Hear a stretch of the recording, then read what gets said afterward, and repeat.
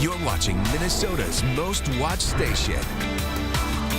This is WCCO 4 News. With all the snow we've had this winter, there are probably many of you who can't see the fire hydrants near your house. And we found many of them buried today. It is a safety issue that we deal with every winter, so that had many of you asking us, how do we make sure firefighters can get to hydrants? And why doesn't the water in a hydrant freeze? Good questions. Heather Brown joins us now live. Heather, do you have shovel in hand? Are we going to get a tutorial? Because this is kind of all on us, right? This is all on us. I cannot take credit for this lovely work here, but in most cities, almost all cities, this is a voluntary duty. So if you live near a fire hydrant, the firefighters ask that you shovel 3 feet all the way around the fire hydrant, and that is so they can see these things under all these mounds of snow, and so they can have access to them from the street. There's one over there, yeah, you can barely see it sticking out. Does somebody usually shovel it out?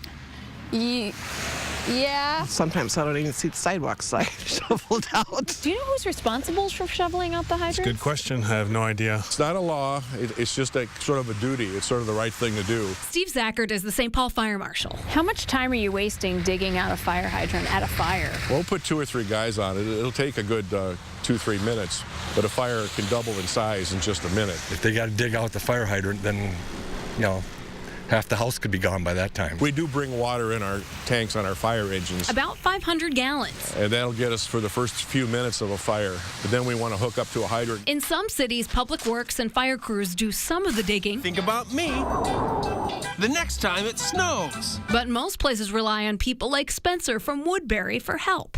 Great job today, Spencer. They don't want to have to dig me out.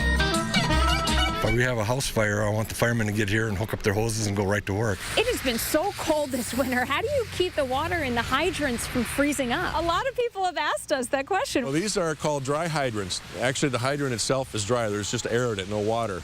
Unless it's because it's so far under the ground. When you turn a hydrant on, it opens the valve about 6 or 8 feet below grade, below the frost line.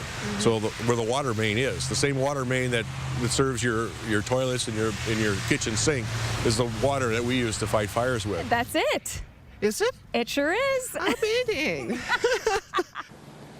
Now, these fire hydrants can freeze, but it doesn't happen very often, and they will freeze if they don't drain properly after they are opened, but it doesn't usually happen because when fire crews tap these hydrants, they usually call the water utility company to make sure that everything has drained properly. The fire marshal told us the last time he can remember a big problem they had was in 2010, where they ended up having to lay a 1/4 mile of hose down University Avenue, so you don't want that to happen anywhere near your house.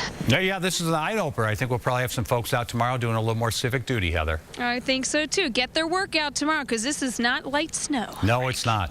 All right. Thank you. Thank you. If you have a good question for us, please email it by going to WCCO.com/links.